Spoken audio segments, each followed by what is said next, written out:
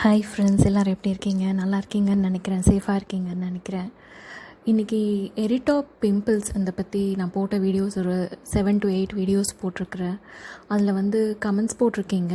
அதில் ஸ்பெசிஃபிக்காக நீங்கள் கேட்ட 5 கேள்விக்கு ரிப்பீட்டடாக எல்லோரும் கேட்கக்கூடிய கேள்விகள். அதுதான் அந்த 5 கேள்வி நான் உங்களுக்கு ஆன்சர் பண்ணுறேன்.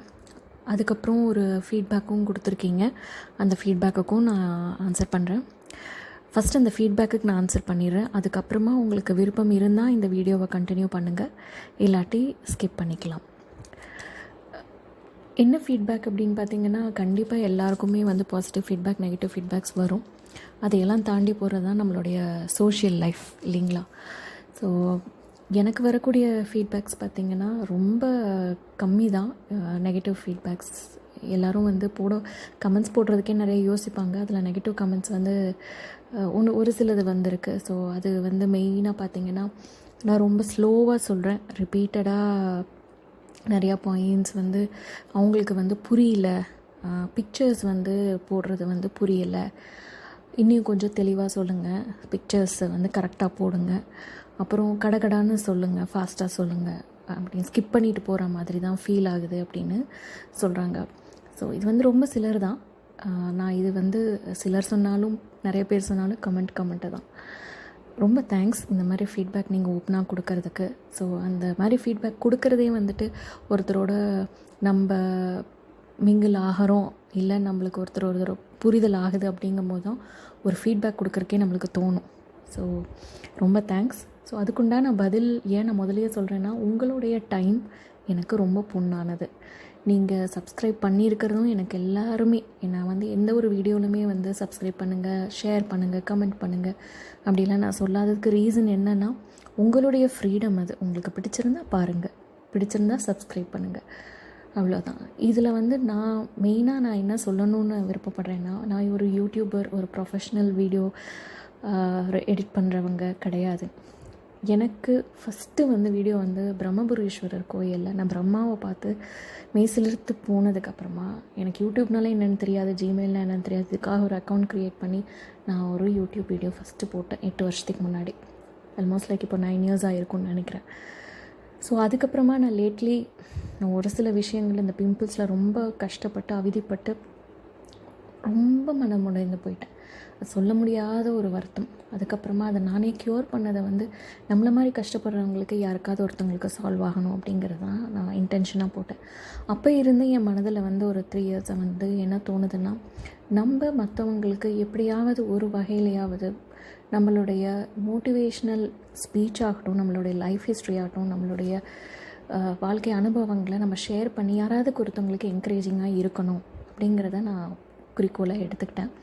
அது ஸ்கின் கேர் மட்டும் இல்லை, சோஷியல் அவேர்னஸாக இருக்கட்டும், இல்லை ஒரு லைஃப்பில் ஏதாவது ஒரு ப்ராப்ளமில் இருந்திருந்தால் அதை வீட்டிலேருந்து எப்படி நம்ம ஈஸியாக கொண்டு வர முடியும், வெளியில் நம்ம எல்லாமே அப்ரோச் பண்ணுறது மென்டர், இல்லை ஒரு டாக்டர், இல்லை ஒரு ஃபிசிஷியன், அவங்களெல்லாம் விட ஒரு அன்பான ஒரு 4 வார்த்தை, ஒரு பாசிட்டிவான ஒரு 4 வார்த்தை, இதெல்லாமே ஒரு பெரிய சேஞ்ச் லைஃப்பில் கொடுக்கும். ஸோ அதுக்காக இது ஒரு பெரிய பிளாட்ஃபார்மாக நான் யூஸ் பண்ணுறேன். இன்னொரு விஷயம், எனக்கு தமிழ் மதர் டங் இல்லை. நான் தமிழச்சி தான், பியோர் தமிழச்சி தான். இருந்தாலும் நான் பிறந்தது வளர்ந்தது இன்னும் துபாயில் பிறந்து லண்டனில் வளர்ந்தியான்னு யோசிக்காதீங்க. நான் நல்ல ஒரு தமிழச்சி தான்.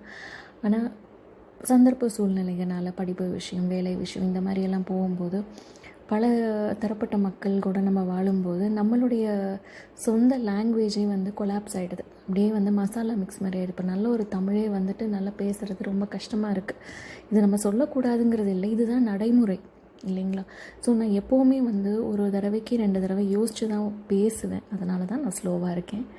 ஏன்னா நான் தமிழ் அவ்வளோ சரளமாக எனக்கு வராது. என்னோடய காலேஜ்லேயும் என்னோடய சின்ன வயசுலேருந்தே என்னோடய செகண்ட் லாங்குவேஜ் எல்லாமே வேறு, என்னோடய மதர் டங்கும் வேறு. ஸோ சரளமாக இல்லாத ஒரு வார்த்தையில் நம்ம கரெக்டாக ஒரு பப்ளிக்காக நம்ம சொல்லும்போது நான் போடுற ஒரு வார்த்தையும் பார்த்து பொறுமையாக யோசித்து தான் நான் பேசுவேன். இன்னொரு விஷயம், நான் எடிட் பண்ண மாட்டேன், கண்டென்ட்டை யோசிக்க மாட்டேன். என் மனசில் இது படணும், இது சொல்லணும் அப்படின்னு நான் நினச்ச உடனேயும் இந்த மாதிரி விஷயங்களை நம்ம ஷேர் பண்ணணும் அப்படிங்கிறது மட்டும்தான் இருக்கும்.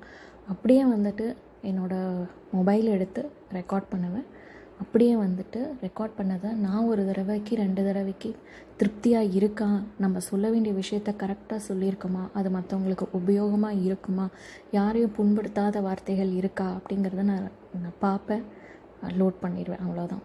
எனக்கு வந்து 45 மினிட்ஸ் to 1 hour தான் ஆகும். ஆனால் அதுக்கு உண்டான ஹார்ட் ஒர்க் வந்து ரொம்ப ரொம்ப ஜாஸ்தி. இப்போ நம்ம பேசும்போது யாராவது நடுவில் யாராவது வந்துட்டாங்கனாலும் அந்த வீடியோ கொலாப்ஸ் ஆயிடும். இன்னொரு மெயினான விஷயம், நான் வந்து என்டர்டெயின்மெண்ட் பண்ண முடியாது. ஏன்னா நான் வெறும் வாய்ஸில் தான் பேசுகிறேன் இல்லைங்களா. ஸோ உங்களுக்கு அது கண்டிப்பாக போர் அடிக்கும். இந்த யூடியூப்பில் பார்த்திங்கன்னா இப்போதைக்கு எல்லோரும் யூடியூப்ஸ் தான் யூஸ் பண்ணிகிட்ருக்காங்க. ஏன்னா வந்து நிறைய பேருக்கு இந்த டைமில் வந்துட்டு நம்மளுக்கு எங்கே வெளியில் போகிறதுக்கு ஆப்ஷன் இல்லாதங்காட்டிக்கு we are just looking on the mobile. So mobile பார்த்து நிறைய வீடியோஸ் என்டர்டெயின்மெண்ட்டுக்கு சொல்லவே வேண்டாம். பாத்ரூம் கழுவுறதுலேருந்து, மாமியாரோட சண்டை போடுறதுலேருந்து, ஹஸ்பண்டோட ஹனிமூன் போகிற வரைக்கும் எல்லா விஷயமும் பப்ளிக்காக போட்டுட்டு they are keeping people entertained. So நீங்கள் அந்த மாதிரி ரொம்ப வந்து ப்ராங்க் வீடியோஸ் போடுறது, அது போடுறது, சமையல் வீடியோஸ், அதாவது வீடியோஸ் இல்லாத எந்த விஷயத்துலையுமே வீடியோஸ் இல்லை அப்படிங்கிறது, ஏதாவது ஒரு விஷயத்தில் ஒரு கண்டென்ட் இல்லையான்னா ரொம்ப அதிசயம். கூகுளே செத்து போயிடும். எல்லா விஷயத்துக்கும் வீடியோ இருக்குது. ஸோ அவ்வளோ என்டர்டெயின்டாக அந்த மினிட்டில் வந்து வியூவர்ஸை, சப்ஸ்கிரைபர்ஸை ஹுக் ஆஃப் த கார்னர் வச்சுருக்கணும் அப்படிங்கிறது வந்து அவங்க ரொம்ப திறமையாக இருக்காங்க. ஸோ அந்த 5 நிமிஷம் வீடியோ போடுறாங்க, 10 நிமிஷம் வீடியோ போடுறாங்கன்னா என்டர்டெயின் பண்ணணும் அப்படிங்கிறதுல ரொம்ப தெளிவாக இருக்காங்க. அந்த 5 நிமிஷத்தை 3 நிமிஷம் பண்ணுறாங்க. லைக், சப்ஸ்கிரைப்ஸ் அவங்களுக்கு லட்சமாக சம்பாதிக்கிறாங்க. This is the reality of YouTube. But என்னோடய வீடியோஸ் அது கிடையாது.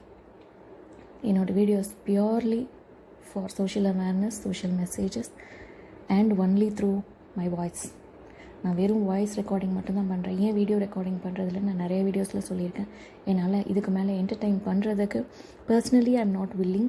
செகண்ட் திங், ரொம்ப இப்போ ஏன் நான் பர்சனலி நாட் வில்லிங் அப்படின்னு சொல்கிறேன்னா, எனக்கு பயமும் அப்படிலாம் கிடையாது. I'm not interested first of all. And second thing, நான் சொல்லக்கூடிய மெசேஜ் உங்களுக்கு சேர்ந்தால் போதும்னு நினைக்கிறேன். அண்ட் இதனால நிறைய சப்ஸ்கிரைபர்ஸ் ஆகி நான் மில்லியன்ஸ் ஆஃப் சப்ஸ்கிரைபர்ஸ் வந்துட்டு அதுலேருந்து நான் ஏர்ன் பண்ணணுங்கிறது it's not my motive at all. So நீங்களே யோசிச்சு பாருங்கள், ஒரு யூடியூப்பில் வந்து எப்படி சம்பாதிக்கணும்னா இவ்வளோ அமௌண்ட் ஆஃப் சப்ஸ்கிரைபர்ஸ் இருக்கணும், இவ்வளோ அமௌண்ட் ஆஃப் வீடியோஸ் பார்த்துருக்கணும். அப்போ தான் வந்து ஏர்ன் பண்ண முடியும். சும்மா வீடியோ போட்டால் யாரும் ஏர்ன் பண்ண முடியாது.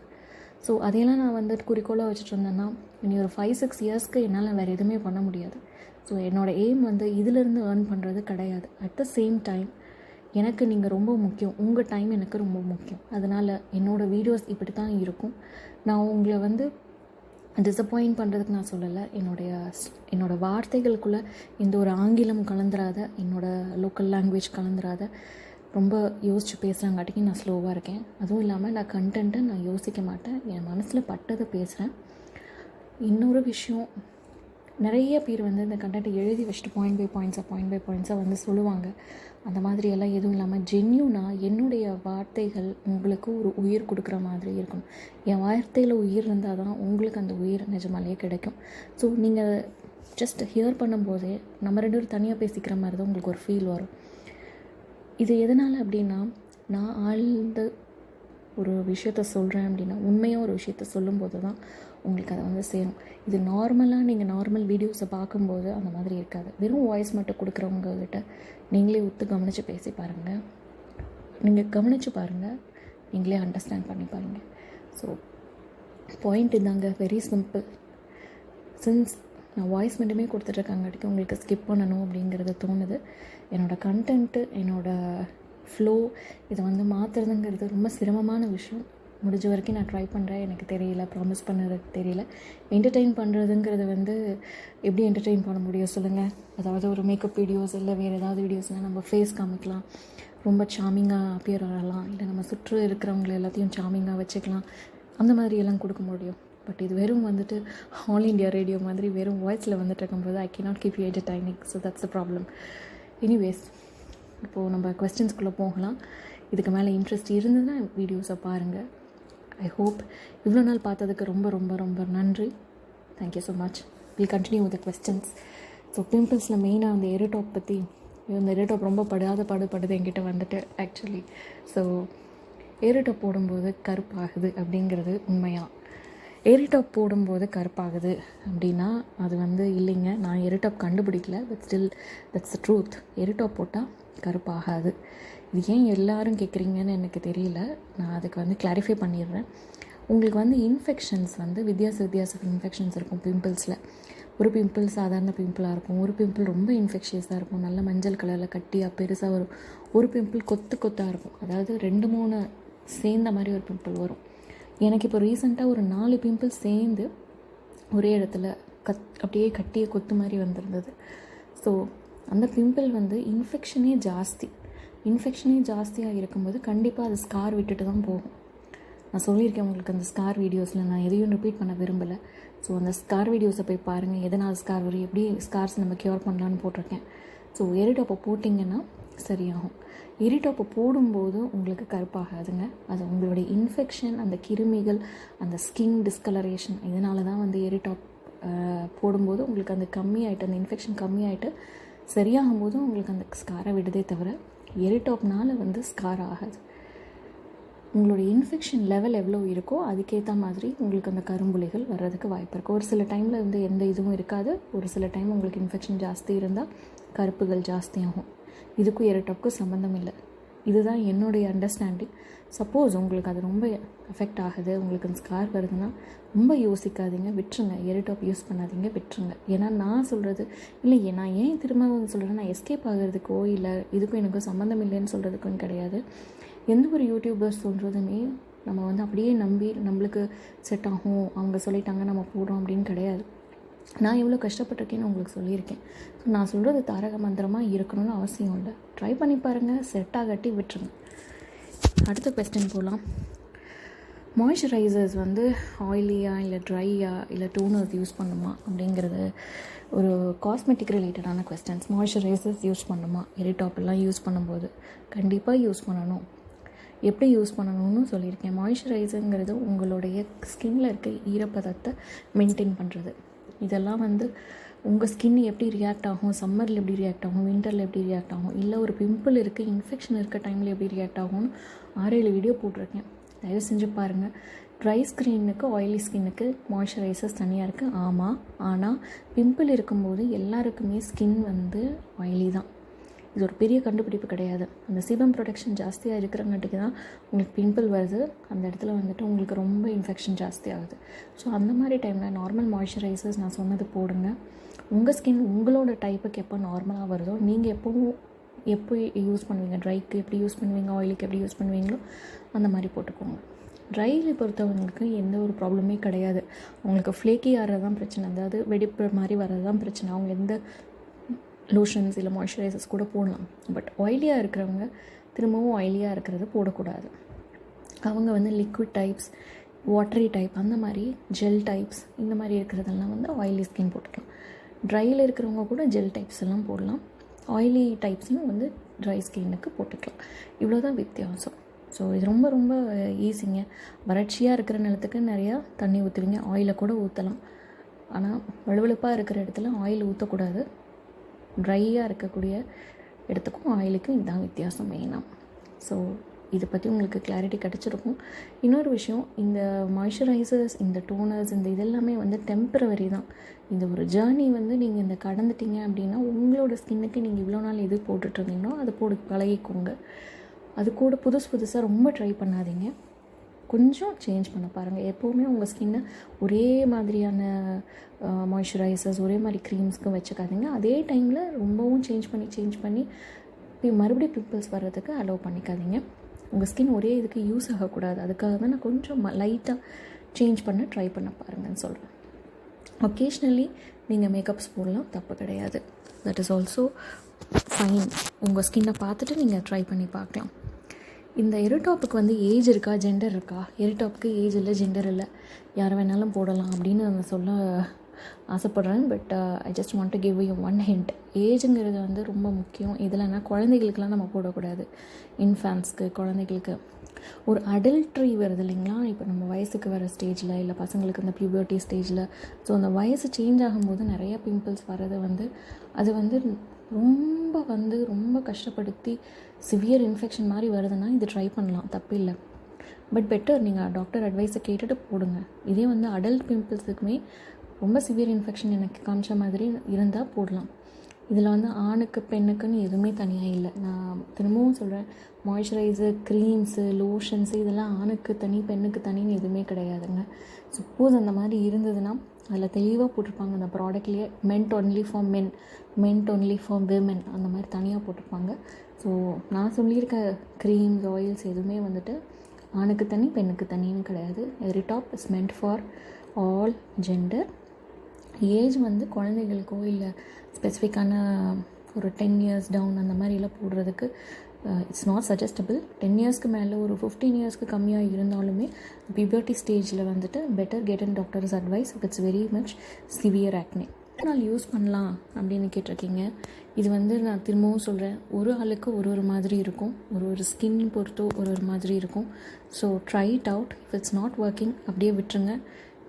இல்லை ட்ரை பண்ணிவிட்டு உங்களுக்கு நல்ல க்யூர் ஆகிறது இருந்ததுன்னா, என்னோடய ஸ்கின்னுக்கு கிட்டத்தட்ட நல்ல செட்டில் ஆகிறதுக்கு 6 months ஆச்சு. எனக்கு நல்ல ரியாக்ஷனே வர்றதுக்கு ஒரு 3 months ஆச்சு. ஸோ என் வீடியோஸில் எப்படி இது வந்து எவ்வளோ டைமுக்கு யூஸ் பண்ணணும்னு தெளிவாக போட்டிருக்கேன். இது ஏன் வந்து வீடியோ சொல்கிறேன்னு பார்த்தீங்கன்னா, நான் ஒரு 6-7 வீடியோ போட்டிருக்கேன்னா நிறைய லென்த்தியாக சொல்லியிருக்கேன்னா கண்டென்ட் நிறையா இருக்குது.